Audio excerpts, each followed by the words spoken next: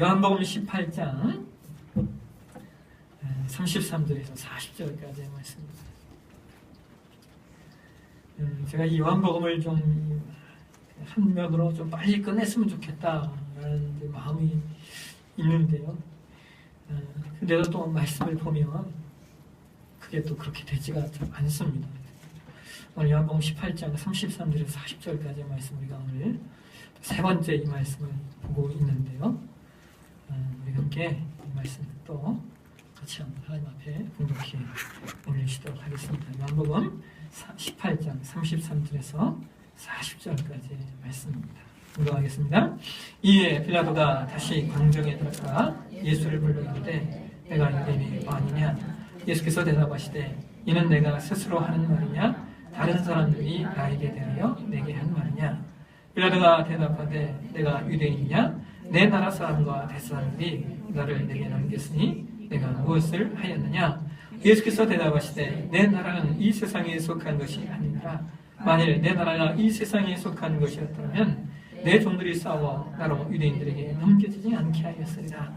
이제 내 나라는 여기에 속한 것이 아니라. 빌라도가 이르되 그러면 내가 왕이 아니냐? 예수께서 대답하시되 내 말과 같이 내가 왕이니라. 내가 이를 위하여 태어났으며 이를 위하여 세상에 왔나니 그 진리에 대하여 증언하려 함이로다. 무릇 진리에 속한 자는 내 음성을 듣느니라 하신대 빌라도가 이르되 진리가 무엇이냐 하더라. 이 말을 하고 다시 유대인들에게 나가서 이르되 나는 그에게서 아무 죄도 찾지 못하였노라.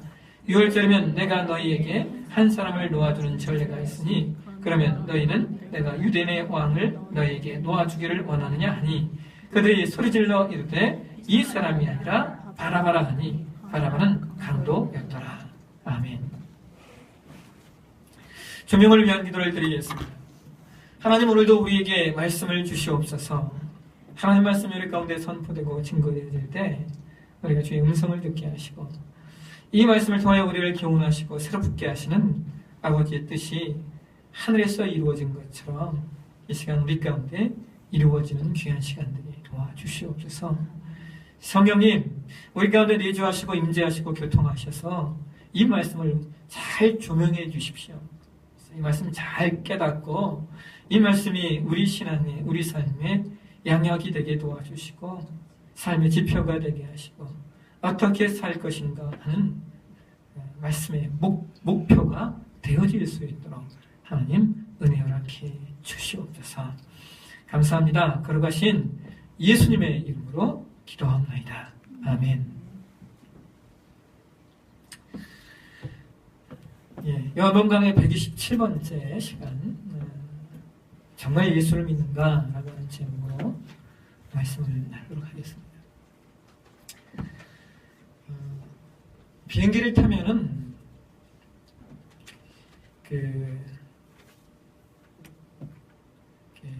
비행기 입구에 이렇게 들어가면은 먼저 비행기를 타자마자 입구에 딱 들어가는 좌석이 이제 이렇게 좌석이 분류가 되어 있는데요.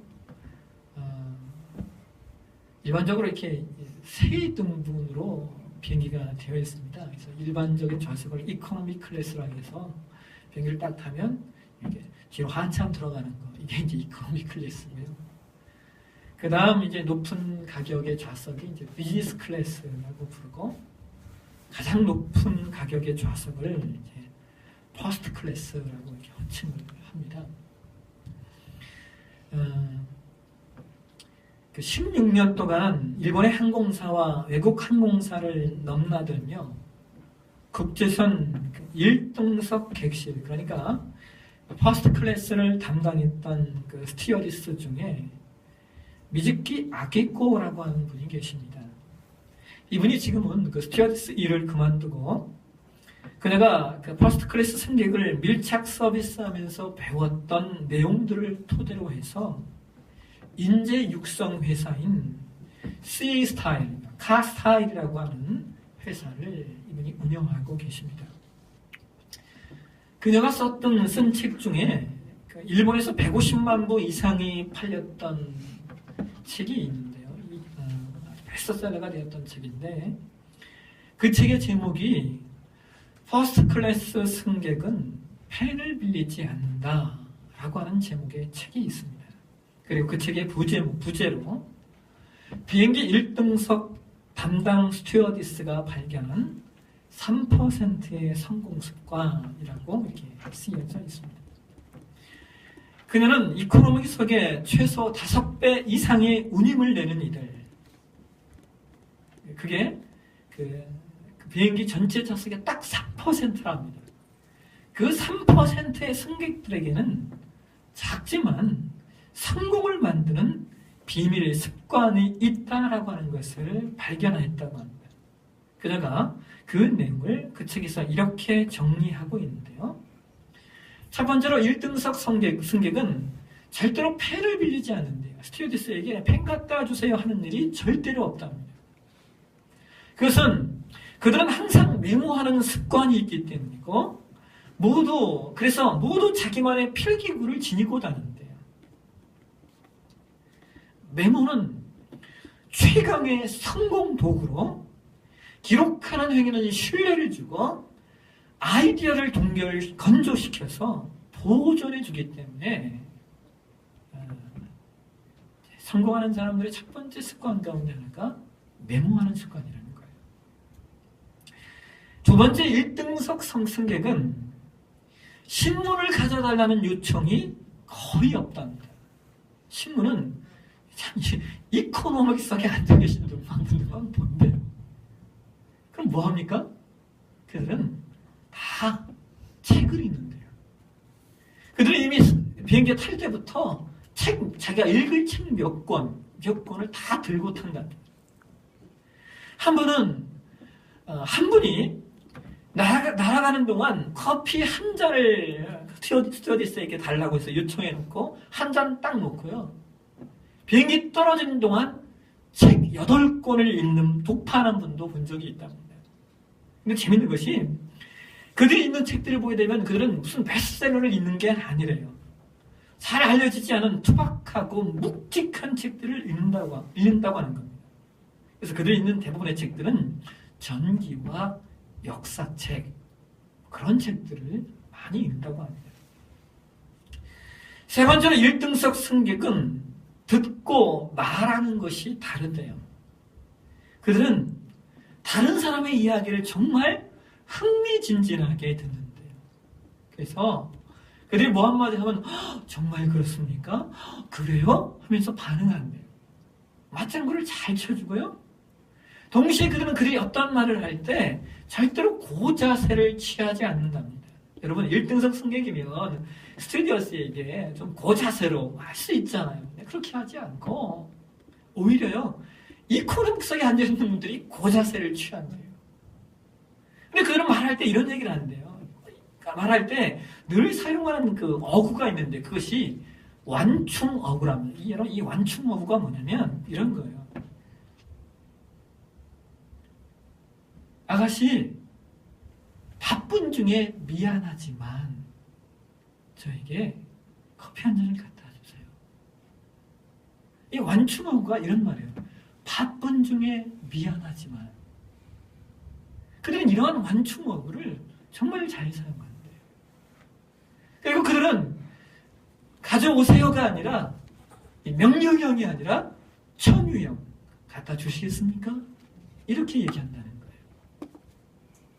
그 다음 네 번째로 1등석 승객은 다른 사람을 내 편으로 잘 만든대요. 그래서 그들은 인사를 참 잘한답니다. 여러분, 인사를 잘한다라고 하는 것이 다른 사람을 내 편으로 만드는 가장 쉽고 효과적인 방법이랍니다. 그리고 그들은요,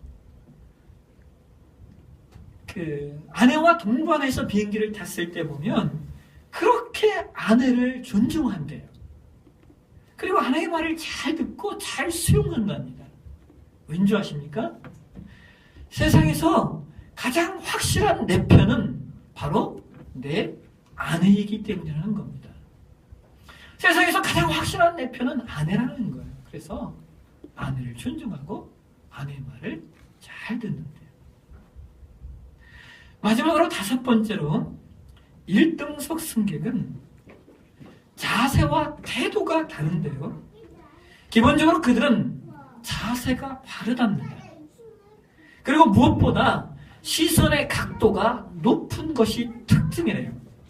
그래서 그들의 태도에서 자연스럽게 범접지 못할 당당함이 풍겨나고요. 시선의 각도가 높아서 이 땅에 살지만 마치 이 땅에서 살지 않는 것 같은 이 세상의 평지풍파를 초월한 듯한 그런 느낌들을 받는다라고 그녀는 기록하고 있습니다.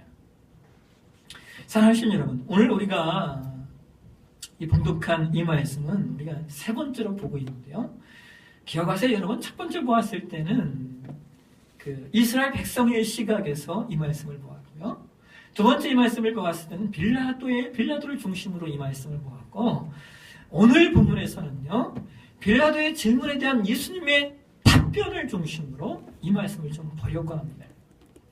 여러분, 이스라엘 백성들이 예수님을 빌라도에게 끌고 온 이유는 예수님에 대한 어떤 잘잘못을 따지는 재판을 청구하는 것이 아니라 애초에 죽이려는 의도가 있었어요. 그런데 빌라도 입장에서 보니까 예수님을 죽여야 될 이유가 없는 거예요. 그래서 빌라도는 예수님께 여러 가지 질문들을 하면서 시간을 벌고 있습니다.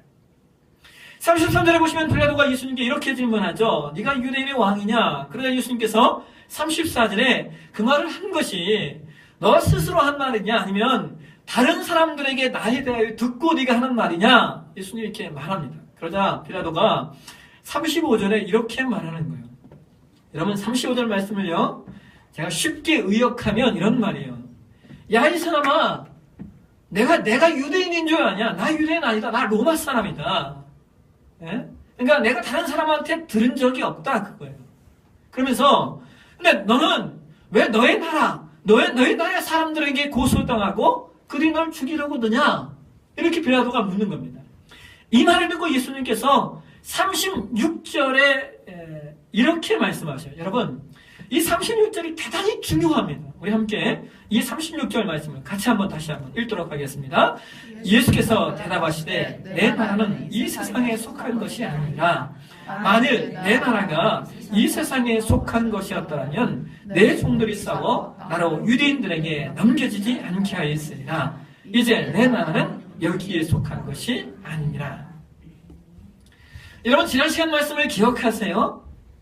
여기 36절 하반절에 이제 내 나라는 여기에 속한 것이 아니니라 라고 말할 때 여기 이제라고 하는 단어가 할라어 원어에 보게 되면 눈이라는 단어고 이 단어는 지금이라는 뜻이라고 말했잖아요. 그러니까 이 말씀은 지금 내 나라가 존재하고 있다는 거예요. 너는 사람이라 눈에 보이는 나라만 보고 눈에 보이는 나라에서만 존재하는데 나는 단순히 사람이 아니기 때문에 눈에 보이지 않는 나라, 그 나라를 볼 수 있고 동시에 지금 그 나라를 살 수 있다. 예수님 말씀하시는 겁니다. 그래서 여러분, 이 36절을 여러분이 어떻게 이해하셔야 된다고 말했냐면 지금 빌라도와 예수님이 대면하여 같이 말하며 한 장소에 있는 것 같지만 그게 아니라 예수님과 빌라도는 한 자리에 있음에도 불구하고 다른 나라, 다른 세상에 존재하고 있다는 거예요.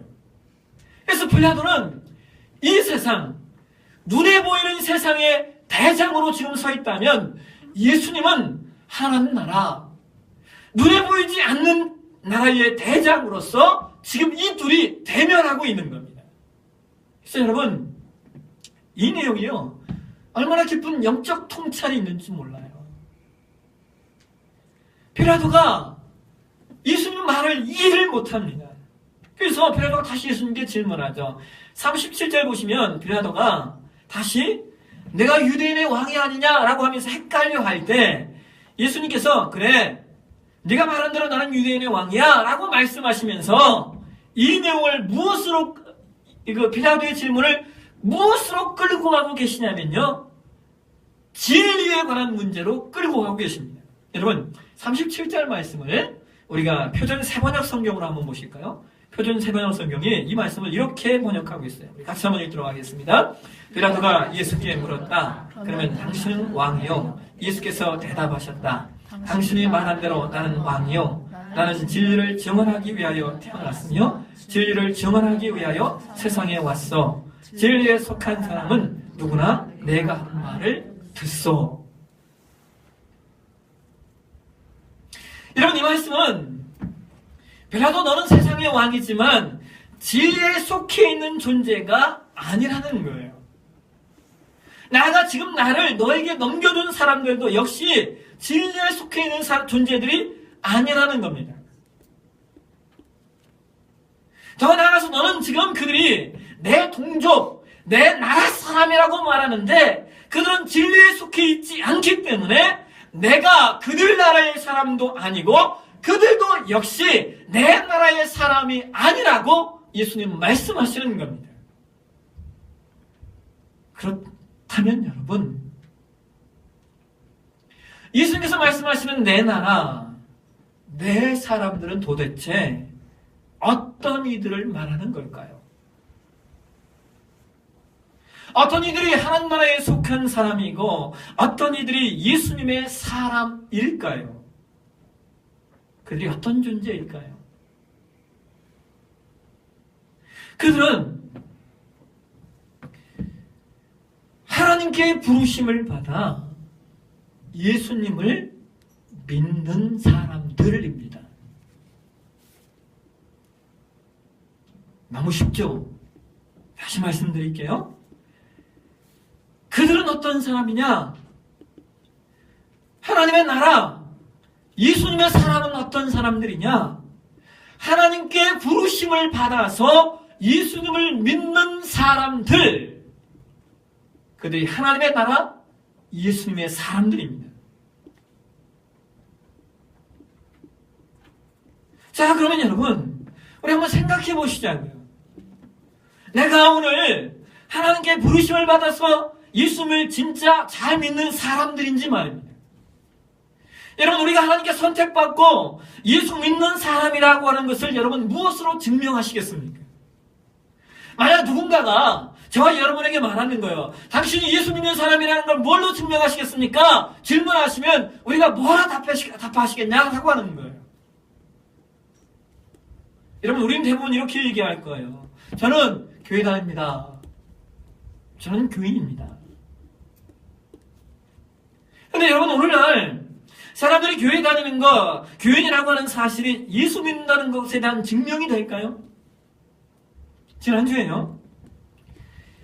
2013 한국교회 사회적 신뢰도 조사 결과라고 하는 제목의 세미나가 있었어요. 그 조사에 교회 내뿐만 아니라 교회 밖에 있는 분들도 참여했는데요. 그 조사에 참여했던 그 외부 참여관 중에 서울대 사회복지학과 조웅식이라는 교수가 이런 말을 합니다. 그 세미나에서. 자, 그대로 한번 읽어드릴게요.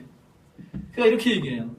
이번 조사에서 교인, 목사, 교회 활동 모두 낮은 평가를 받았지만 그 중에서도 교인은 가장 낮은 평가를 받았다. 비기독교인, 예수 안 믿는 사람들에서는 눈에 보이는 신자도 못 믿겠는데 보이지 않는 하나님을 믿지 못하는 건 당연하다. 그러니까 여러분, 이게 세상 밖에 있는 사람들이 얘기하는 내용이에요. 그러니까 여러분, 이것은 오늘날 우리가 교회 다닌다는 말과 예수님을 믿는다는 말이 동의어 같지만 동의어가 아니라는 거예요.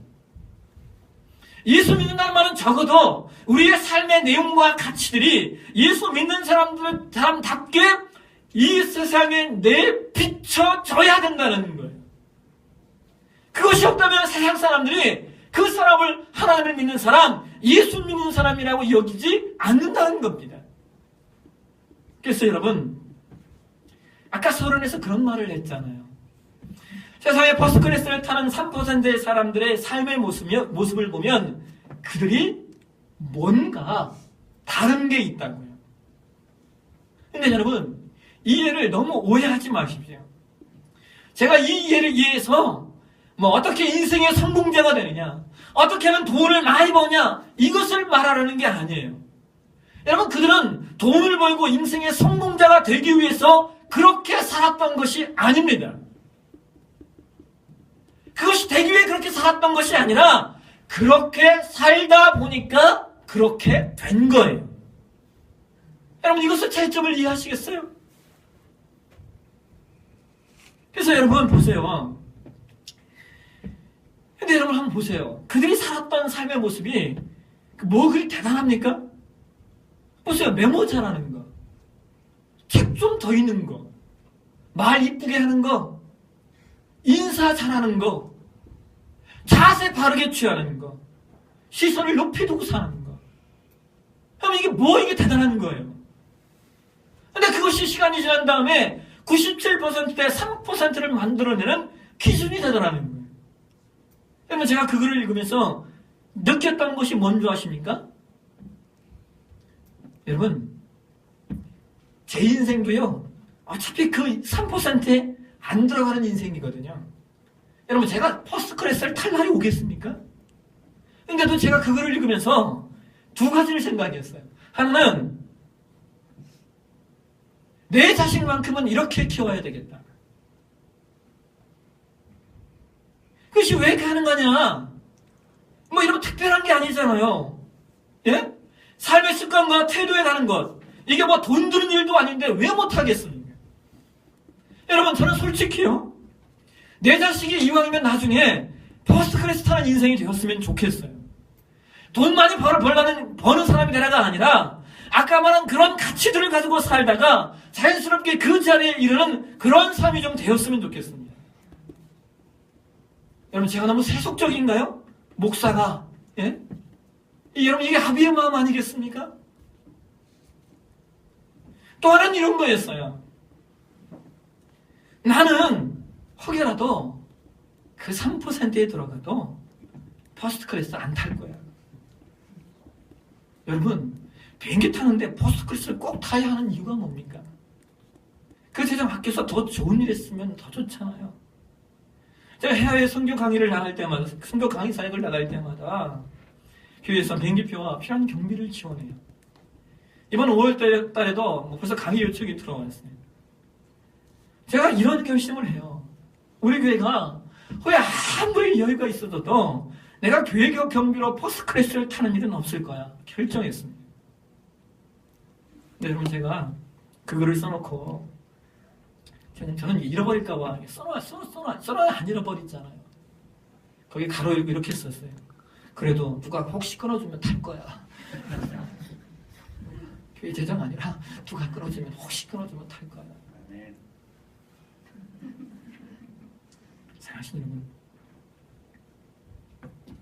신자가 이 땅을 어떻게 살 거냐는요, 자기 스스로가 결정하는 겁니다. 이것은 신자의 신앙 양심으로부터 출발되는 자유의지예요.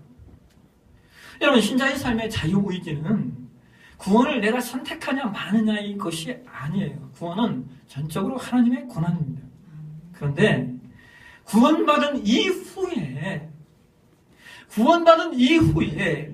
하나님께서 하나님의 사람들의 삶을 인도해 가시지만 그 속에서 우리의 선택과 우리의 수고와 우리의 열심인 자유의지를 하나님이 충분히 활용하셔요. 그래서 신자는 세상 사람과 똑같이 살 수도 있지만 그렇게 사는 것을 선택하지 않는 거예요.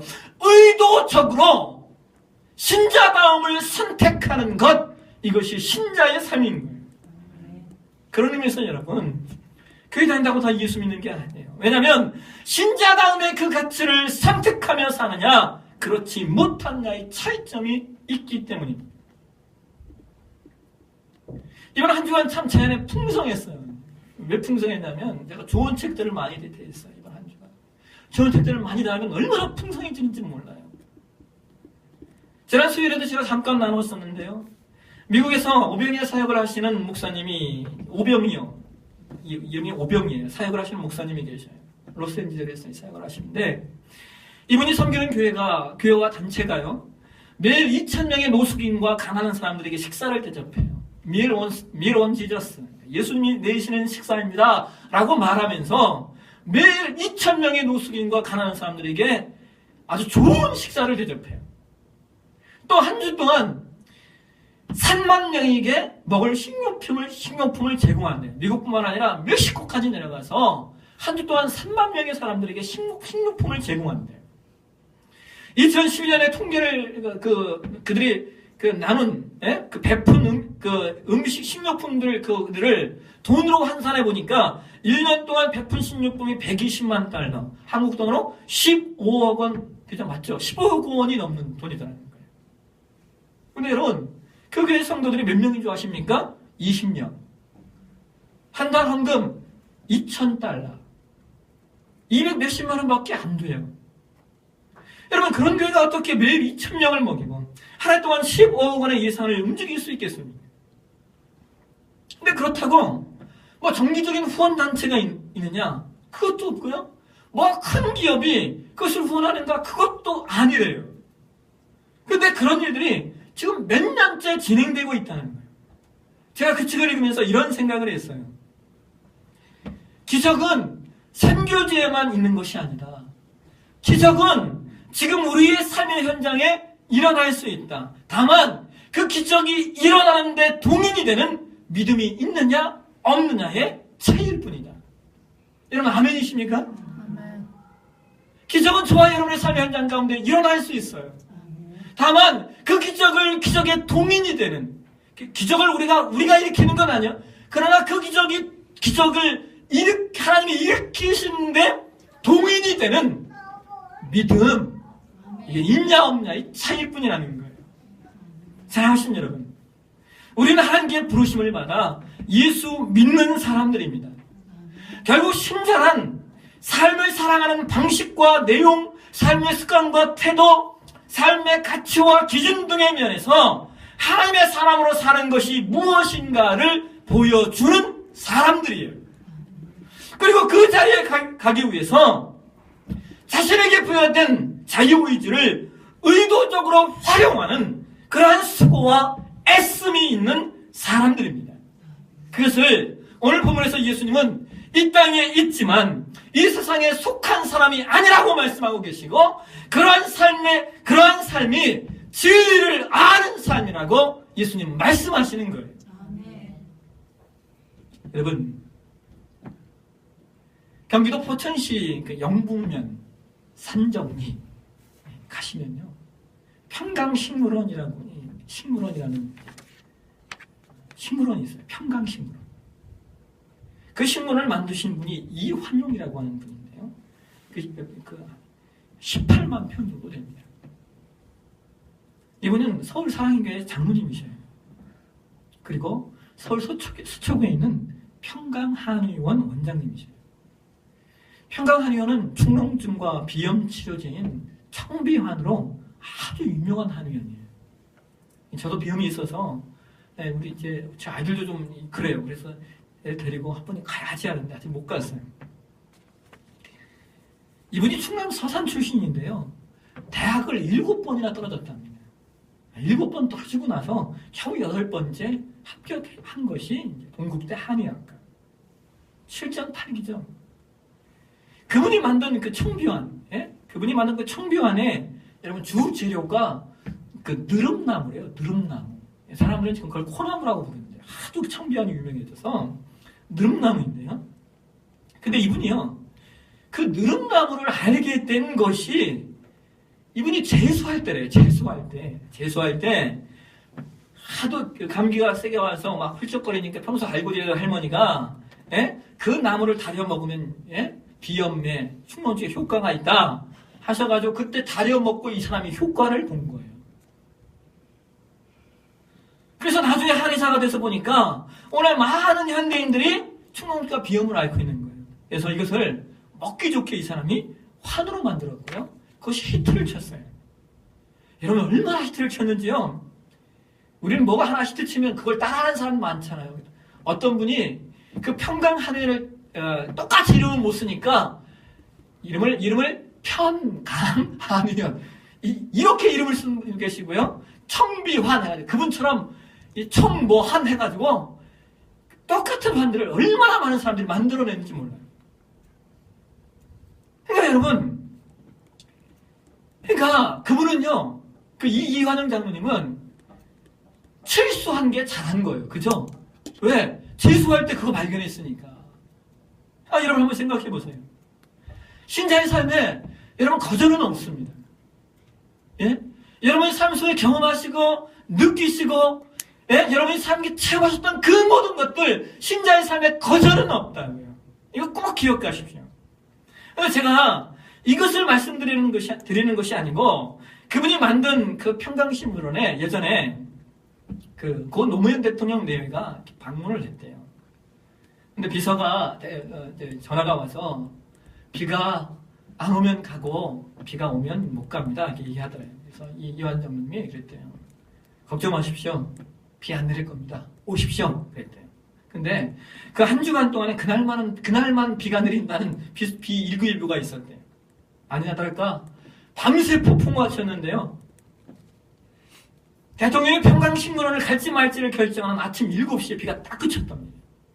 대통령이 방문한 거예요. 한참을 돌아보고 나서 점심 식사 시간이 되었는데요. 이완현 장로님이 대통령과 같이 식사하면서 앞에 딱 앉아서 식사하기 전에 대통령에게 이렇게 얘기했대요. 대통령님, 저는 크리스찬입니다. 식사하시기 전에 대통령님을 위해서 제가 기도해드리면 어떨까요? 그때 노무현 대통령이 기도요? 그래요? 하시죠. 그러더랍니다. 그래서 대통령을 앉혀놓고 기도를 했대요. 그럼 마지막에 예수님의 이름으로 기도합니다 라고 했더니 대통령이 아멘 그러더랍니다.